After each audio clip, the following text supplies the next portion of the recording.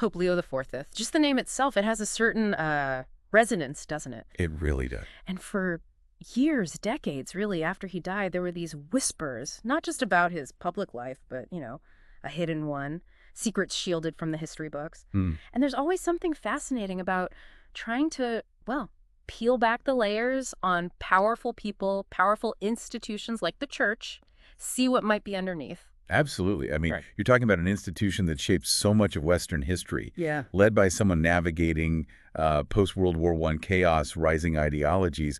The potential for secrets there is just huge. Right. And Leo IV is right at that crossroads of power, faith, and, well, potential secrecy. Okay, so for this deep dive, we're really zeroing in on Pope Leo XIV. We're not really getting into the theology side of things today. Right. Instead, we're looking at these persistent rumors, these claims of, frankly, shocking secrets that have kind of clung to his legacy. Let's try and unpack them.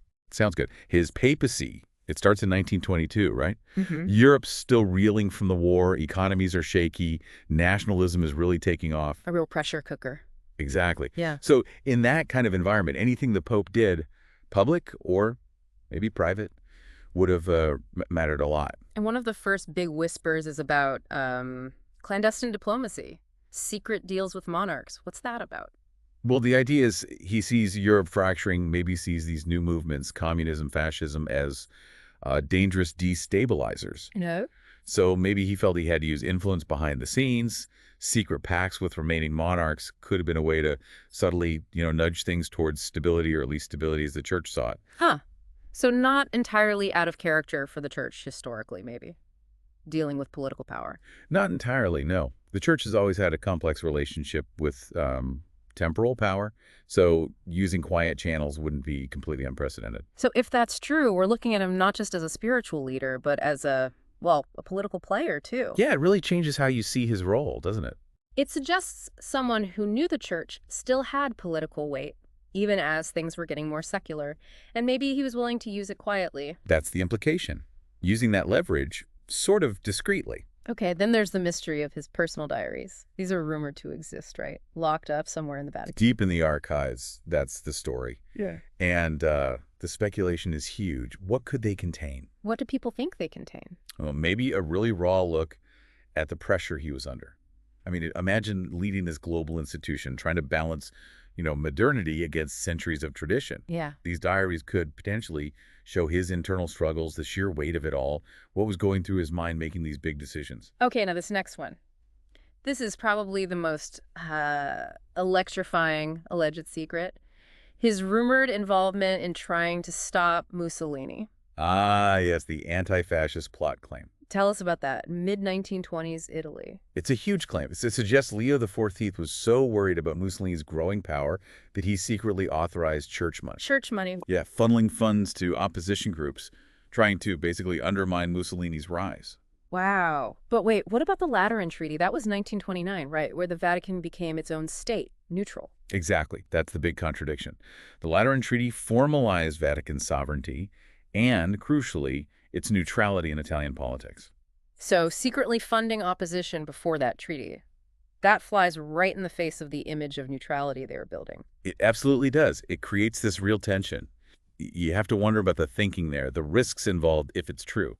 And wasn't there a story about some documents popping up later, after World War II? That's part of the legend, yes. Supposedly, in 1945, after fascism's defeat, some papers surfaced that seemed to back up the idea of Leo authorizing payments. But they reportedly vanished during Vatican investigations later on. So, poof, no hard proof remains, just the rumor. Adds to the mystery. It really does. Mm-hmm. So if true, this paints him as a pope actively playing geopolitical chess, a covert operator that's miles away from the usual image. It is. And it makes you think about, well, how the church might have operated politically behind the scenes throughout history, doesn't it? For sure. Okay, let's shift gears a bit to something more personal. There was a leaked letter, supposedly from 1927, claiming Leo XIV suffered from severe depression. Yes, that's another persistent story. The letter allegedly spoke about significant mental health struggles. And linked it to something incredibly tragic in his past. Reportedly, yes. The claim is it was made much worse by the loss of his entire family wiped out by the Spanish flu back in 1918, just before he became pope. Oh my God, his whole family. The whole family. Imagine carrying that kind of grief into the papacy. It's believed to have cast a really long shadow. It really underscores the human cost, even for figures of immense power. And the rumors didn't stop there, did they? Something about a psychiatrist. Right. That he secretly consulted a Swiss psychiatrist. Which back then? That would have been huge, right? Oh, the Pope. Seeking psychiatric help. Right. Absolutely scandalous in the early 20th century Vatican. Think about the image, the tradition. Concerns about undermining papal authority, that idea of infallibility. It would have been immense. So the church would have wanted to keep that completely under wraps, suppress any reports? That's the argument. The fear would be revealing that kind of personal vulnerability could be seen as weakness, shaking people's faith. It makes him seem so much more human, though, the weight of the job plus that devastating loss. You have to wonder how much that personal anguish might have, influenced things. Exactly. It's a stark reminder that these historical figures were people with vulnerabilities. And those personal things can absolutely shape leadership, shape decisions in ways we might never fully grasp. Okay, let's look at another angle.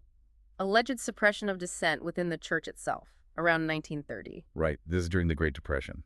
A tough time globally. And apparently there were some priests, more progressive maybe. Advocating for social reforms, questioning some traditional doctrines. Exactly. Pushing for change in response to the hardship people were facing. Hmm. The claim is that Leo XIV saw this as a threat to church unity when the world already felt like it was falling apart. And his response was pretty firm. According to these accounts, yes. He supposedly orchestrated a clampdown, silencing these voices. Ow. Things like suppressing their writings, maybe destroying them, and reassigning priests to remote parishes, basically exiling them to stop their influence spreading. Wow. And isn't there a memoir involved here, too, from someone inside the Vatican? Yeah, supposedly a memoir surfaced decades later, like in the 1950s.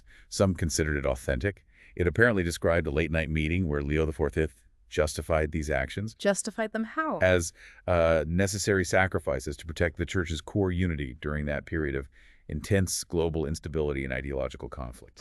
That definitely shows a different side to him, doesn't it? More authoritarian, maybe.